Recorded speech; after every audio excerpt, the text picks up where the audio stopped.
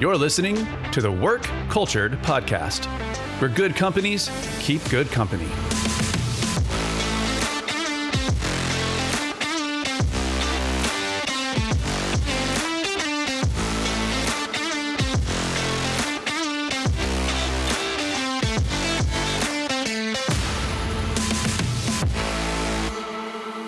Hey, welcome to the Work Cultured Podcast. Today we have Jeffery Palermo of Clear Measure.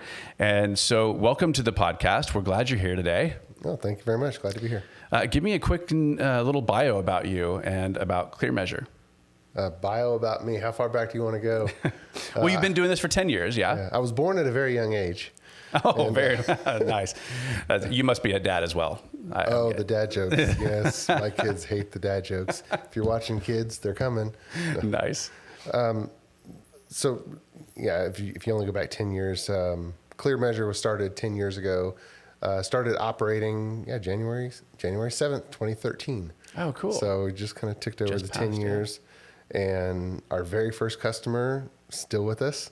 So that's exciting. Oh, that's amazing. Too. Yeah. And it's been a good ride so far, and hopefully my last job. I hope so as well. Also, anecdotally, I feel like our listeners are going to think there's some sort of ploy, but I think you're the fifth Aggie to be on the show. So, yeah, Texas A&M is representing leaders that create good cultures. So, I mean, in Austin, Texas. Well, yeah. And we live west of the city, and we graze the neighbors' longhorn cows. Oh my goodness! But my favorite Aggie joke is what do you call an Aggie in Austin? What's that? Well, you just call him boss. Oh, sick burn! That's right. I like it. So, what did you do leading up to Clear Mission?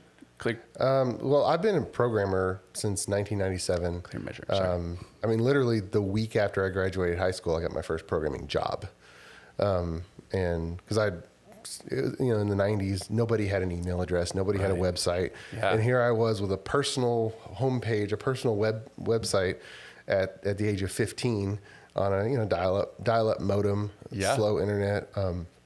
But interestingly enough, my boss, Steve Hickman, still remember, when he hired me for the summer job straight out of school, he is now the CEO of Clear Measure. And he was my first boss as an 18-year-old programmer back in the 90s. Man, some full circle. And also, I mean, our listeners don't know this, but we were chatting up before the interview, and we've got some similar connections, people that have worked for you, that you've worked alongside, that took over your role, that were on this podcast. So, I mean, the small world that's already happening in the first 5 minutes of us knowing each other is pretty amazing. Right. And so being a programmer, I started working as a programmer and then doing small jobs and contracts, just part-time, while I went to Texas A&M. And then, upon graduation, Dell Computer Corporation was hiring a bunch of programmers. I did an internship with them and then went full-time for 4 or 5 years. Technically, it was 5 years. It was actually only 4 years because one of those years, I was in the Army Reserve for 8 years. One of those years, I was gone over in Iraq. I only actually got to work 4 out of those 5 years. But I will say Dell was very good. Sears used to do this, but I will give them credit. For military reservists that are called up, they supplement the military pay up to the normal Dell salary that you're getting the entire time that I was away. That is fantastic. And so my wife was, she was paying off my student loans with that extra money. And I mean, so I got to give them credit. Yeah, Dell, I think, is an underrated employer, because they're the big corporation. And so, of course, we want to lump them in with all the evil corp, just the mindset. But, I mean, it actually is a really excellent company. The Michael Dell Foundation's doing incredible things. I had some jobs where the worst culture environments I've ever even heard of, and that was all I knew. And then I worked at Dell, and it was a huge pay cut, but I ended up in a segment where the leadership was amazing. They cared for their people. They fostered this like meritocracy. And I mean, I got promoted twice after missing my quota. I mean, because they're based on potential and ideas and strategy, not, how do you do in this particular role? Right. Really great company. Well, the CIO, I think right around there, Michael Dell had turned over he was taking the company public. He turned over to the CEO. He was kind of stepping back during that era. I know he came back. He took it private again. He's now in charge again. But in that era of 2001 to 04 or 05, Randy Mott was the CIO. And so, of course, I was in the IT department. So that was kind of my world. I actually never met Michael Dell. But, Randy Mott, he was a pretty humorous guy, when he was up on stage, because the IT department's massive. But come full circle again, he's not in that role anymore. But he's now the chairman of the board of my kids' Christian private school. Oh, man. And so my kid's school benefits from his leadership. By the way, he's doing a really good job at Hyde Park Schools. So that was kind of an interesting connection too, because I worked under him at Dell. That is fascinating. I mean, gosh, again, the 6 degrees of Kevin Bacon for you are like 2 degrees. It seems like you're just interconnected to everyone here in the city for a very long time. Are you from Austin? No, I was born in Houston. Okay. At the original Herman Hospital in Houston. I kind of grew up around southwest of Sugar Land in Rosenberg, Texas, which is, it takes about, 45 minutes to get to Houston City Center from Rosenberg. So just to gauge that geography. Yeah. And went to high school there. And from there, went to College Station. Then from College Station, came west to Austin. Okay. And now live out in Spicewood, which is about 45 minutes west of the city. Yeah, it's kind of hill country area. Yeah. Yep. Awesome. Okay, so what drove you to start Clear Measure? So when I was 18, or even before then, I always had in my head, okay, I want to start my own company. And we're doing, no, it was even before then, probably 15 or 16. I was in a church youth group, and they were talking about spiritual gifts and all these annoying girls. I still remember. I'm sorry, it roast me raw. All these girls. Oh, my gift is gentleness, and my gift is kindness, or serving, or all these feelings. I remember at the time, and I didn't have any of that. I was like this rough, super crass, young boy teenager. I was kind of annoying back then too. But then God just put it in my head, you're going to fund my kingdom. And, shortly after that was, I just had the desire from being a late teenager to own a business. I didn't even know what it would like. You didn't know what business? I had no idea, no vision, but I connected back to that. Yeah. And from that point, as a mid and late teenager, it was always, I'm going to have a business at some point, doing something. I didn't know what it was going to be. I was looking around, I was like, what business is? And of course, in the meantime, I fell in love with computer programming. Sure. Well, there was plenty of work to be had, and still is, in computer programming, and I got pretty good at it. And so, up until 2006, I was just doing programming work. Wow. That's incredible. Yeah. My son's 13, and I remember he was 10 and I was talking to him about college. He's like, oh, if I even go to college. I'm like, oh, okay. He's like, yeah, I think I'll probably have started a company by then. Like, wow. So I think some people just, it's in their DNA as young as they can fathom owning a company. Yeah. It's really cool that you had that kind of planted in your heart and you were able to see it through and make it happen, right? Yeah. I got to give credit to my mom because my older brother and I were the first ones in our family to graduate from college. And, she was just basically, it was a foregone conclusion. High school is not the end of your education. Whereas in Rosenberg, Texas, for probably the majority of people, that was, high school was it. And then you go and, you learn a trade. But any young kids that are listening out there, if you just go to welding school, get out of welding school, and within a few months, you're making $70,000. Right. So, I mean, there are plenty of really good paying jobs that do not require 4 years of college. Yeah, absolutely. Especially as expensive as trade schools, programming. So many programmers never learned a line of code in their life at school. Well, that's true too. I had some really good professors at A&M. George Fowler, learned COBOL from. He's passed away now. And then Mike Nat, who I took several courses from, still friends to this day.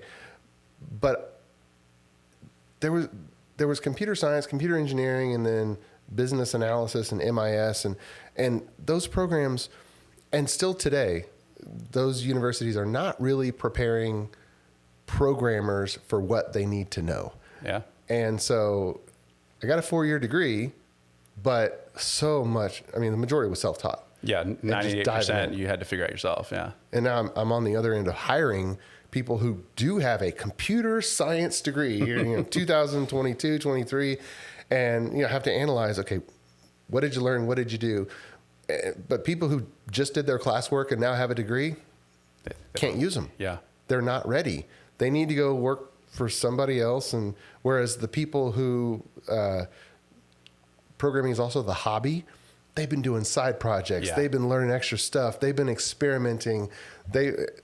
Those are the people that are ready to be a programmer. And I think that's why companies like Google will have built into people's salary and expected hours are play hours, go do a side project, right? And I don't care what it is, just stimulate that muscle of learning new things and expanding your... Let's practice. Yeah. I have some friends who went to the University of Houston to their great music school.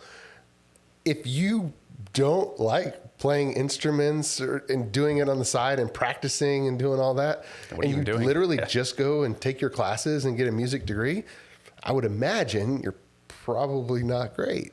Yeah. Yeah.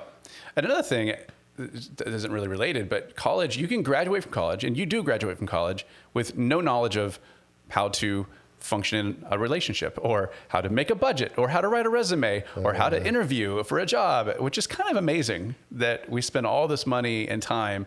And then it's like when you have a kid, they just let you go home. Mm-hmm. After you're like, what, you're going to let me just leave here? I don't know how to be a parent. Right. And same thing. You're walking out of college, you graduate, you have a hat, and you're like, what am I doing? Yeah. It's amazing that we actually figured out, I guess. Well, speaking of culture, besides just work culture, our society has done some big shifts. Because I have a teenage daughter, middle school son, and then late elementary daughter, and talking with all the teenagers who are mid-teens, I'm realizing, wait a minute, these teenagers still have a couple school dances per year. They got prom and homecoming, and when have they ever been taught what to do at a dance? Had they, right. Different from when I was growing up, and I remember dancing with my grandma and having dances at the Casey Hall and what. The kids these days are not taught partner dancing, right? Or even how to interact with each other, right? But we send them to prom, we send them to the homecoming dance, and we call it a dance.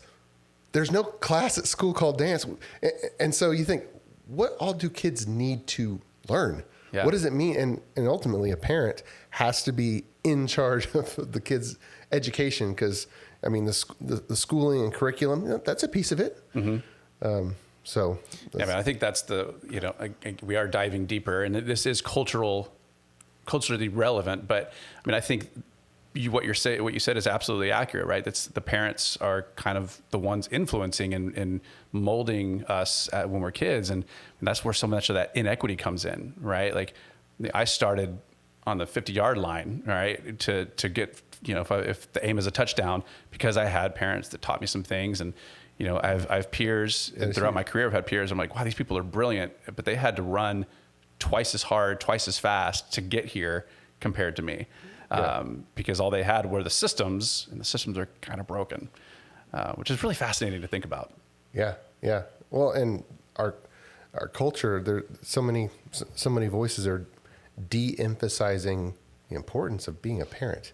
Yeah. The importance of having a kid and then committing. Okay, we're married, we're raising this kid, we have a responsibility, and no matter how hard it is, we made a commitment. And we're sticking it out. Actually, I will, speaking of starting on the 50-yard line, my parents were phenomenal. They're still together. They're in their mid 70s, still going strong. But I grew up really poor, like free lunch at school poor. Mm-hmm. I remember standing before food stamps were a thing, I remember standing in the bread line, the government welfare line, to get the box of powdered milk, a block of cheese, some loaves of bread, and whatever else they put in there. And so economically, you look at that situation and it's like, oh, okay, that's really rough, setback. But that actually didn't matter, because I had two parents who had decided, hey, and I have three brothers, so me and our four boys in the family. They decided, all right, this is it. This is what we're doing. And I was rich growing up, not with money. Yep, I hear you. But with parents. Yeah. Wow. What a blessing. Yeah. Okay. Back to work culture, since that's the name of the podcast. Yeah. And this always happens. I tell my guests before we start, I have a question I'm going to ask you right off the bat. And of course, we never get to it until way later. But the question that we ask every guest, it's not off the bat. It's just a question we ask every guest is to tell me an example of a mistake that you've made in leadership that you'll just never forget what you learned. It all goes back to hiring and deciding what we're going to do. Hiring and setting the example. I mean, there's so many little tactical, I wish I would have done that. But ultimately it stems from who you choose, who I have chosen to be a part of my company, and then what I have asked them to do. What vision that I have set, and what I've asked them to do, and what I've asked them not to do. Everything stems to that. And I've made some hiring mistakes. I remember back in the NBA times, Jack Welch was saying that his batting average on hiring is only 50%. And I'm like, well, shoot, if his is only 50%, then the rest of us are terrible. But just choosing wrong, and not really learning who that person is, such a risk. And because learning who a person is and what they believe up here is, if you learn that after you hire, well, then it's flip of a coin whether it's going to work out or not. Yeah, it could be too late. Because every company is different. I mean, we're not a big company. We're headquartered in Austin.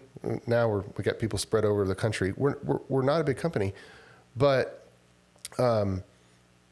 every company has to ruthlessly discriminate based on what they want to do. You have to say, okay, of the whole population, what tiny little sliver and on what attributes are going to make them really great at our company? And then you got to figure out how to go and test for those traits. Sure. For you, I'm curious what that's become, because I think about those traits, and of course there's multiple legs of the stool. You've got skills, experience, to a degree, hardwiring, values. Which of these levers do you feel like you're trying to get the best beat on before you hire someone? Or is it all of them? Yeah. Or is it more that I haven't mentioned, right? Well, we certainly have core values that we talk about, and we stress behaviors based on them. But in the hiring process, we eliminate probably 90% or more of the candidates even before the second interview. And it's not that they're bad and we're eliminating them. I learned this from Jack Welch, and I agree with it wholeheartedly now.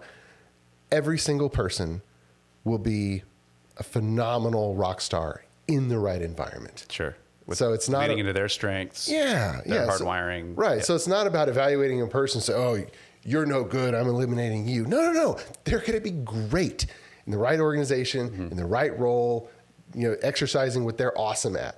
So it's not that. Yeah. You're looking for people that you can cultivate as rock stars for you. Yeah. And so I think the lesson, what I've learned to do is about understanding organizationally what we are good at related to people, and then finding the people that intersect with what the organization is good at. I'll give you an example. Clear Measure is not good at daily supervision of people. if we hire somebody that requires daily supervision, that requires, the tasks to be lined up for the day and prioritized a certain way, we're just not good at it from a management perspective. Yeah. But we've decided that we're not going to invest any effort in getting good at that. Right. So that's a decision. So we have to hire people who can prioritize their own day. Yeah. Who can see, okay, what are the things that need to happen? Let me shift this around. Let me move it. The sense of personal responsibility. Every single person now is remote as of 2019. And so nobody's actually looking, are they even working? Are they doing, Right. I mean, who knows? but we have to hire people who actually have that skill and that mindset. Mm-hmm.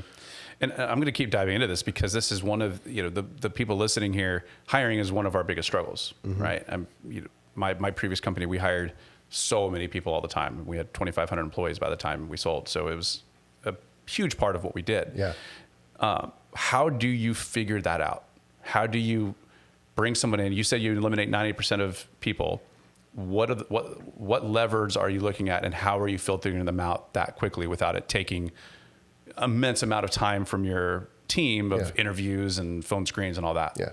Well, so we do have an in-house recruiter, and she probably eliminates over 50% of the candidates just on the minimum qualifications that we have. Resumes. Unfortunately, the programming industry is still in its infancy.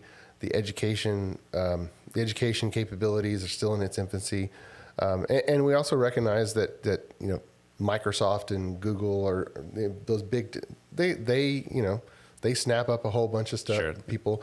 Now we're not actively going after college grads. We're going after people who are in maybe their second programming role, Sure. their third programming and above, and also hiring seasoned lead architects. The first is just a checklist of what have you done. Mm-hmm. So if we have a senior engineer role posted now, so it's not an entry level position. So the senior engineer will have done these things. Just ask him, have you done this? Have you done that? Because if we're hiring somebody with needing a certain experience, well, that's pretty clear cut, and then they let us know, and it's very respectful. Hey, we're looking for somebody who has done .NET, C#, SQL Server, uses ReSharper, has automated builds, has created automated testing suites, has done automated deployments. Not worked in a situation where there were those things happening and other people were doing that, but they have done it. They have deployed to Azure. They have, and all these are buzzwords and aren't, but they're clear. Have you done this? And it's yes or no, and we're looking for people who have. Yeah. So that gets you above 50% of okay, we're clear about the experience points. And again, it's not a knock if they haven't. It's just okay, we're looking for who we should interview. Mm. So that's the start, and then we use the audition method as the next step, and we don't actually sit down and talk until the third step. Okay. So the first step is skills inventory, and to make sure, hey, are you interested in Clear Measure? Right. And so our recruiter tells them about the company and whatnot, to make sure that they're even interested in the company. You thought you might, but I want to make sure that you know what you're interviewing for and you actually do. A lot of people are just applying for jobs because they need a job, and they click. Yeah. Right, exactly. And so the second step is our audition step. Kind of like if my daughter's into stage theater, musical theater, and she wants to do some Broadway stuff, and then open up a local theater. So she's totally into it. But if you're hiring, let's say you're in the sports arena and you're hiring somebody to sing the national anthem at the next sporting event, and so you're going to interview people. Do you talk about singing the national anthem, or do you say, "Hey, let me hear you sing"? Yeah. Right. Give me a little sample. Yeah. That's the difference between just talking about some type of work and actually witnessing that work. So we do an audition step, and in our field, it's a coding interview. It's, hey, instead of talking in English about programming, let me see you do some programming. So our audition step has worked out tremendously for us, because that, I would say more than half of the people who go through our coding interview are eliminated at that stage as well. And again, that's not saying that, oh, they're bad, they don't know how to program. Right. It's that we're looking for a certain approach to programming. We're looking for speed of thought, but we're also looking for that consultant mentality, because we are a professional services company. And then the third step, once we know that they have the experience, we know that they have the skills that we need, then we're looking for a fit, and that's where we sit down and talk. And then we use the we don't use it universally, but my favorite interview is the top grading interview, where it's just fact. You don't ask them hypothetical questions or scenario questions. You just go back in time. And I got it from the book Top Grading, but you go back in time and just say, hey, let me get to know who you are. Start from the beginning. Let's go way back. Where'd you go to high school? Yeah. Like literally that. And at that stage of your life, what was your favorite part of high school? What was your least favorite part? Oh, really? Tell me about that. Okay, what happened next? Mm-hmm. And then what was your favorite part of that stage? What was your least favorite part? Okay, what happened next?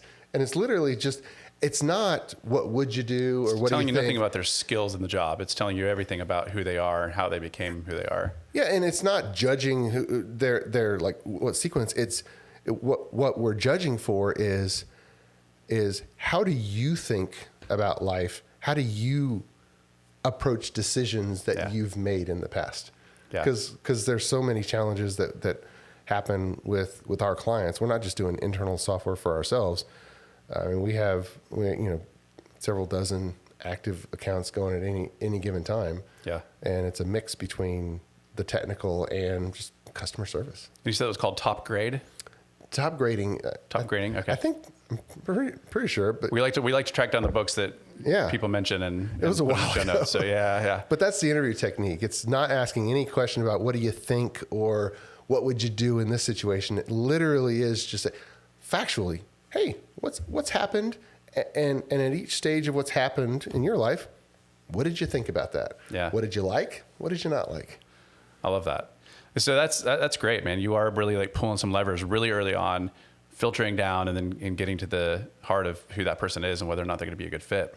Of course, I will highlight one thing that we're looking for. There's some of the triggers in our core values. One of our core values is serving others first. That's literally what I was about to start asking you about. So good. Thank you for the segue. Yeah. And I want to give some credit to my initial co-founder who retired, but Mark Stavro, he came and he said, hey, we need to have core values from the beginning. And he had come from organizations that had them, and I was kind of learning how to properly set vision. And that's been a great tool for us. Yeah. But in the end, what we're looking for is setting boundaries of this is how we expect you to behave, and this is how we expect you to make decisions. Mm-hmm. It was like very behavioral in nature.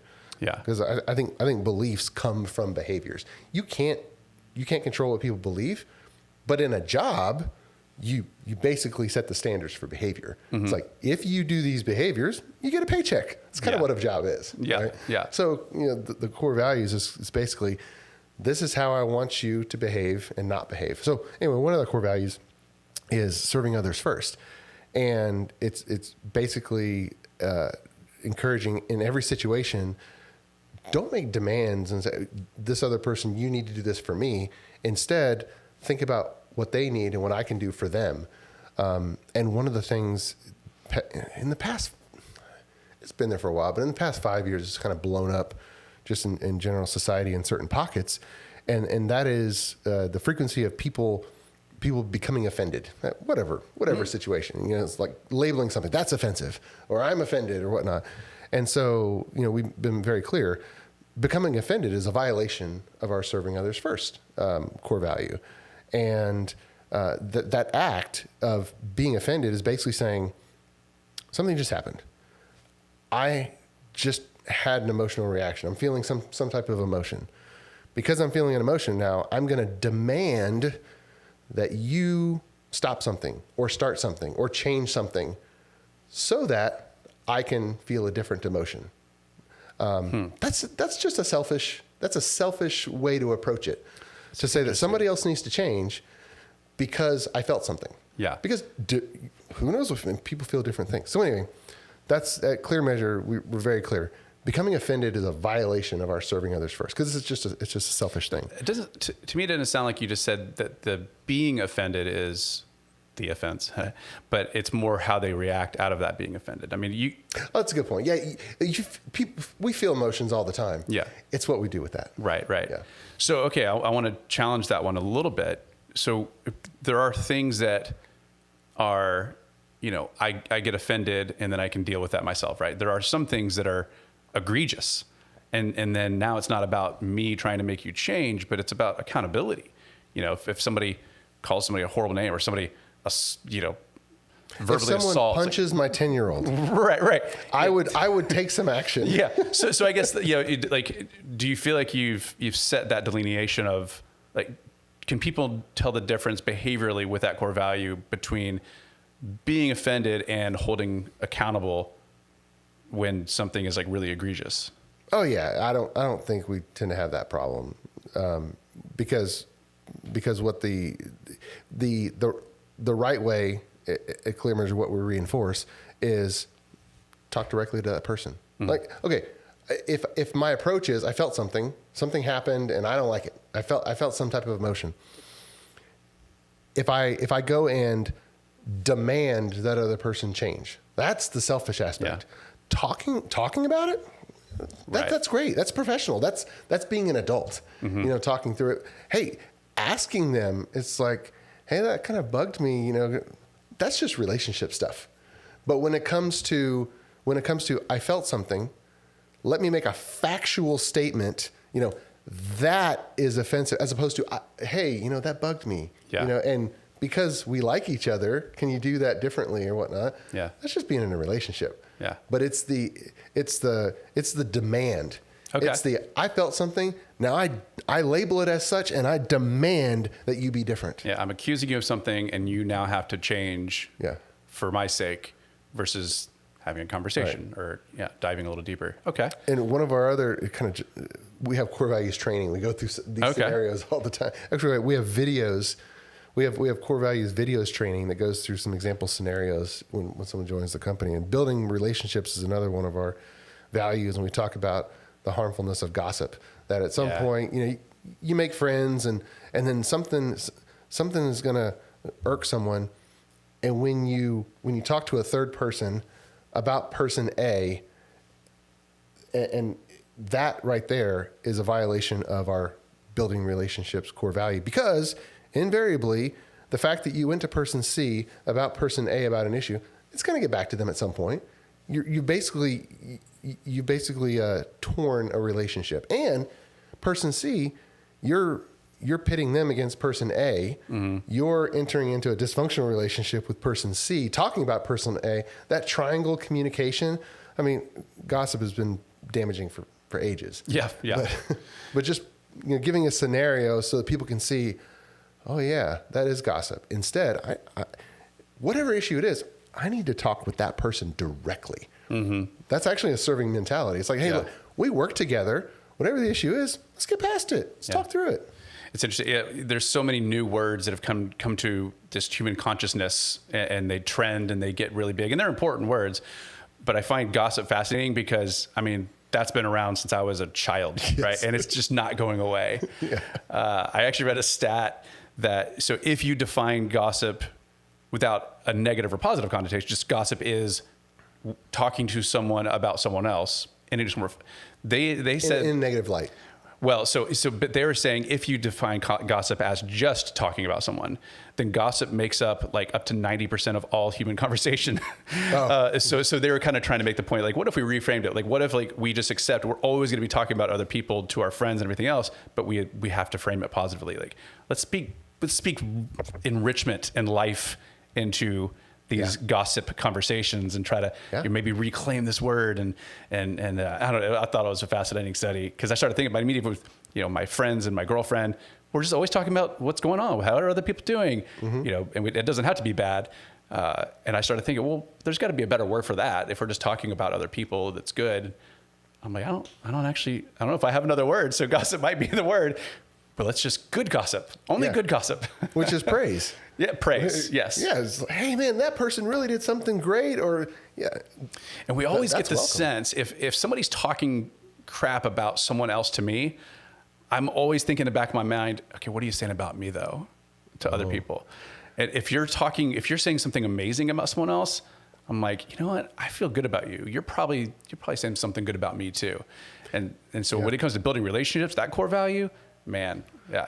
So such I think a strong. I dove into this topic from the top grading interview. Okay. And our how we tie it back to that is we're asking a candidate, hey, tell me your story. And we're kind of following them along like, hey, just tell me your story, right?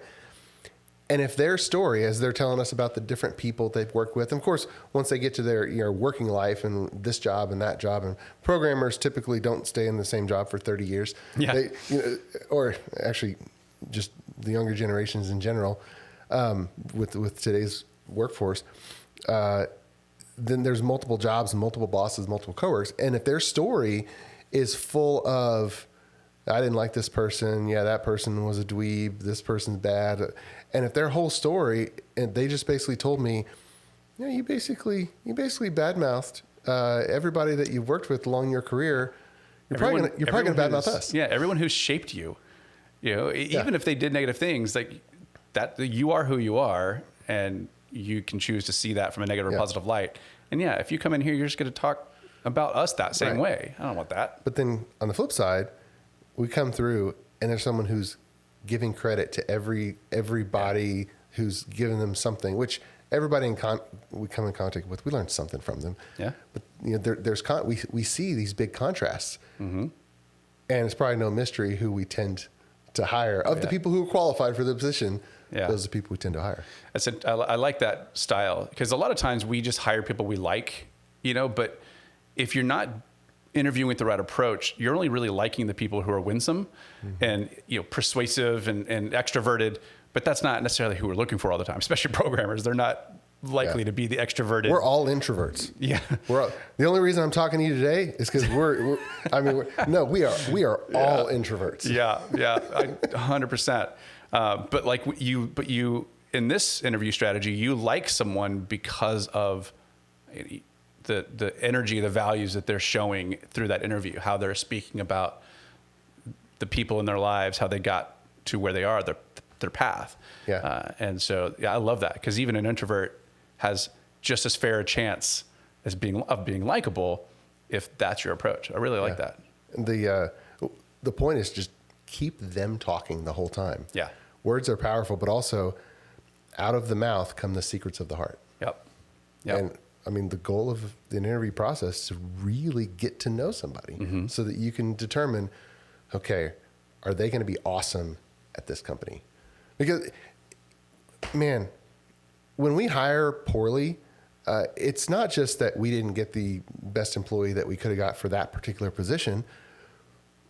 We wasted somebody's time. Yeah. If they're not going to be awesome and have a career trajectory and grow in clear measure, we're wasting their time when they could be investing that same time somewhere else where they're going to get a better career trajectory. Yep. I mean, nobody stays at Clear Measure for 30 years. And the people who leave, we celebrate them, because I don't know a single person who has worked at Clear Measure and then left where Clear Measure wasn't an inflection point. They're in a more senior position.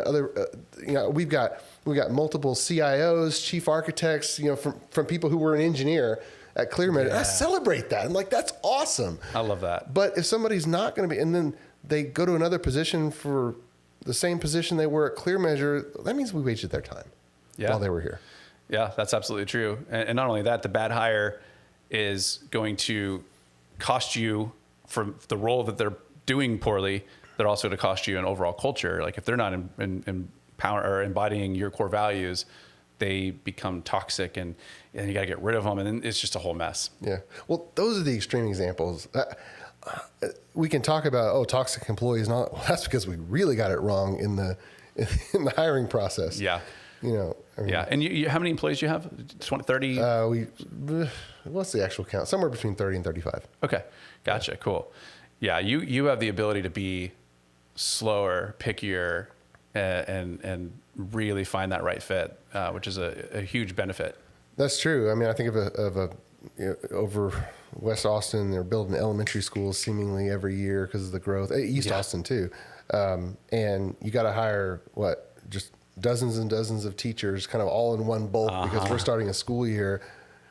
I mean, just in numbers, you're going to go through that school year, and the principal is going to say, "Okay, we need to swap out a few teachers." It's just inevitable, That's the risk when you hire big pools of employees. Yep. If Jack Welch only has a 50% batting average, nobody's got 100. The rest of us are in a bad shape. Yeah, man. Okay, so then hiring process. You've got some great methodologies and strategies. You bring them on. You onboard them. They're part of your.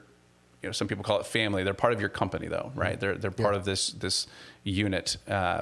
What do you feel? What's something that you're really proud of in terms of how you integrate people into your culture and your values? So after we determine we want them at the company, then we're kind of onto the last piece of bread in the hiring sandwich, which has an analogy I learned way back when. It's cell by cell is the bread, the meat and the bread of the sandwich. At the beginning, you're selling your company, you're enticing people to apply, and then during the interview process, they're selling themselves, so you're the customer. And then once you decide that you want them, then you flip back, and now you're selling the company again, right? Yeah. You've already made the decision that you want them, and so we're selling the company, making it exciting, because a job switch or whatnot, it can be kind of scary. So one of the first bits is, okay, how do we serve them? Well, make it exciting, make it a positive thing. Does their family needs some additional help? I mean, the basic things are benefits, onboarding. Make sure to get everything. Make sure they're doing that 401k from day one so that they don't miss the matching. Yeah. I mean, paperwork for the short-term disability, all kinds of stuff like that. But then on day one, we've hired a number of executive assistants and whatnot, but most of the time, most of our employees are engineers and software architects. So let me just talk about that. On day one, if you're a software engineer, we want them to write some code on the first day. I mean, that's during the interview process. Every single person who's worked in an internal IT company or even a consulting company, they come on board, computer's not ready for them. Yeah. They don't have access. Maybe they can check their email and that's it. Just they don't, in general, have what they need. And for programming, so many software systems. Oh, how do I get into the code base? Oh, we need to get you access. Okay, now you do have access. Well, you can't really develop this feature yet because you don't understand how this piece of software is put together, and the software, the processes are not in place, so a new person can be integrated quickly. And there's stories. Everybody has these stories. Oh, yeah. It took me 2 weeks of just figuring out where this code is so I can make a change. So we like to have our new engineers be able to write code on the first day. Does it always happen? Is there an opportunity to write code on the first day? Maybe not, but we want to take all those normal barriers and have them be non-existent. So yeah, you're equipping them to feel like they're adding value from day one versus twiddling their thumbs and wondering, what am I even doing here? Right. So, and there's so many practices. I mean, that's what we do as a company, is to help our client software teams be effective software teams. You're not effective if you hire somebody and they can't be productive for 2 weeks because you don't know how to get into the code, or you don't even have an automated build process. So if they change something, they don't know if they accidentally broke something on their branch. And then people are scared to make a change because they're going to get hit over the head because they broke a change, because there's no process in place for letting them know that the software was broken. That's a whole other diatribe. but we want them to get productive quickly. They're coming to work. They're excited about working. Yeah, let's let them work. Yeah. And then, handbook and the core values training and making our recruiters really good about kind of shepherding them through the first process and connecting them with the right people, getting them going on their first assignment really quickly. Yeah, that's really important. I love that. In the interest of time, we'll have to kind of move into the next section, which really, it's plugs, man. What do you want to plug? What do you want to talk about? Let our audience know about, whether it's Clear Measure, what you guys do, or some side project you're working on, something you're passionate about.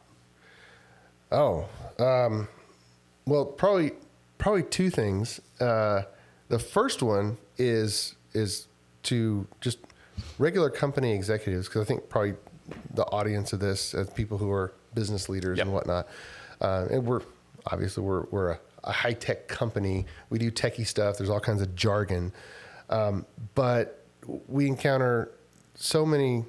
Probably some free advice, because we encounter so many executives at companies that have hired programmers and they run a software team internally, and some amount of time goes by, and then maybe the CFO comes in. It's like, what are we doing spending all this money? I mean, what are we even getting? And they're way upside down on the return of investment. And it's like a broken record. Over the last 20 years, you hire some outside company to build a piece of software. It doesn't do everything you want it to. It took longer than you wanted it, and you spent more on it than you wanted. And the software surveys out there say that overall, half of the projects out there, the people who did them consider them a failure. In other words, they wish they hadn't done them. Wow. Right? It's like it didn't meet the return on investment that they originally expected. If you do something, even if it finishes, you wished that you hadn't done it. Wow. That's a failure, right? Yeah.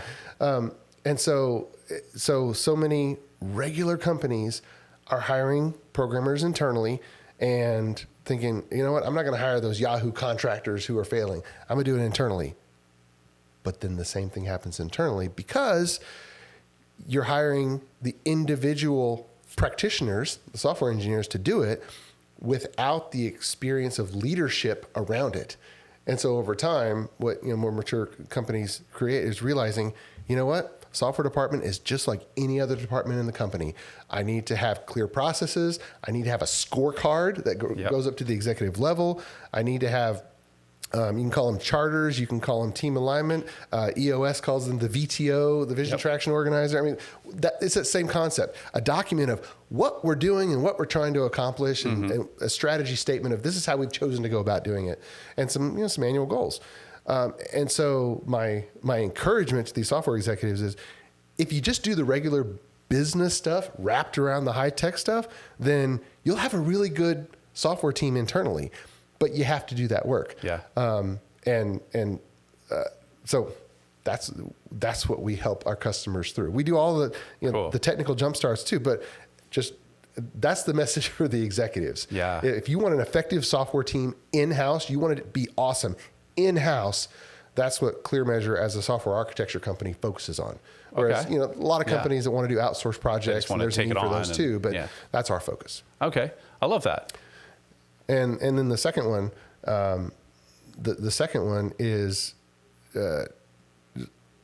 learning, and it doesn't have to be in the field. I'm on a renaissance of learning, and I'm encouraging anybody just to think about, what have you put aside learning on?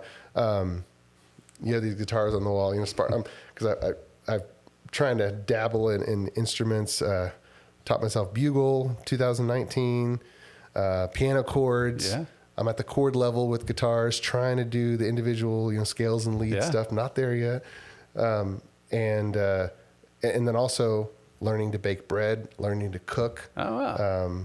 Got some raised garden beds, learning how to grow some stuff. We've got a dozen laying hens. So kind of the tiny minuscule ranching. Yep. And those are worth more now than ever with the price of eggs. Are so expensive. That's right.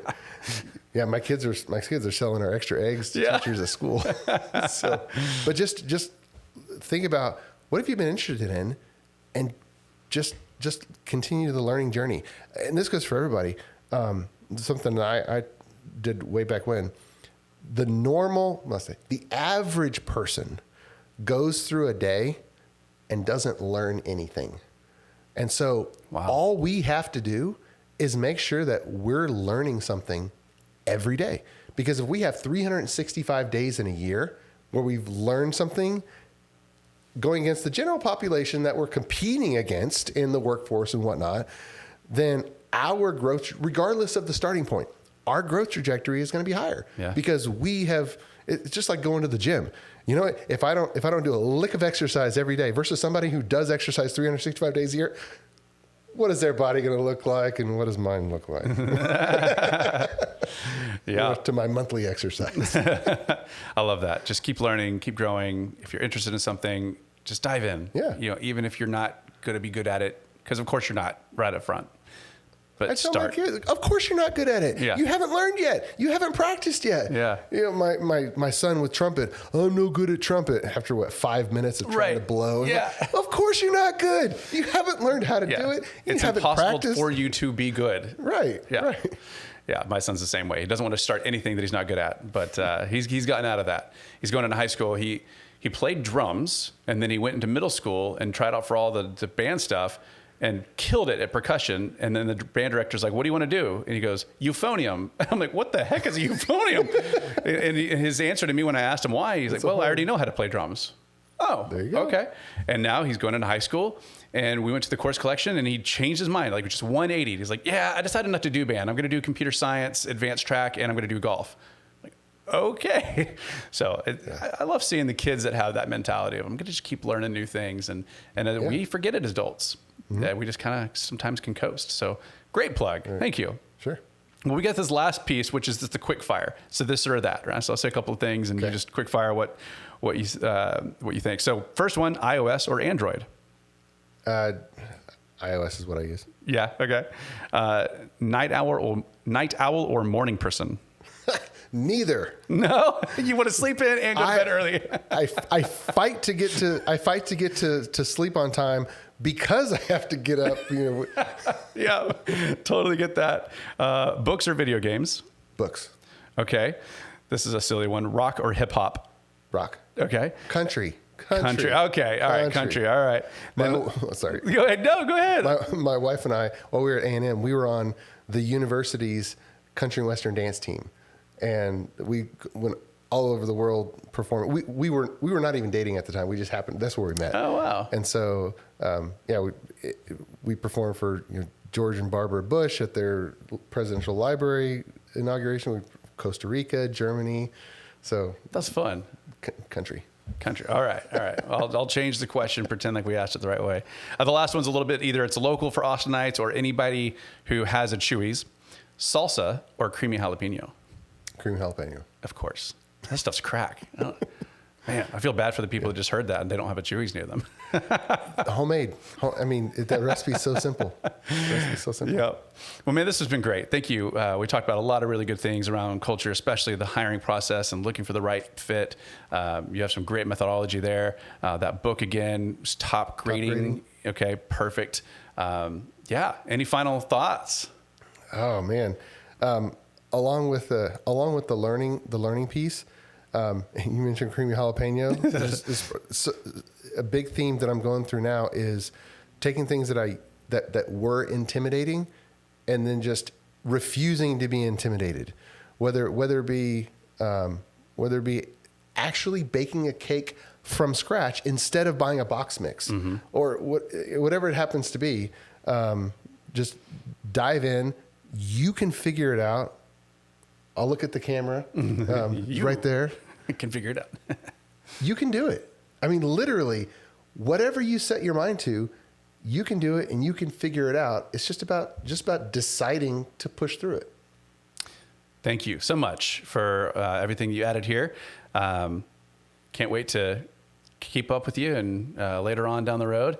But for now, this has been awesome. This is Work Cultured, and we are signing off. But another big thanks to Jeffery Palermo at Clear Measure. My pleasure. Thanks, Jason. Yeah.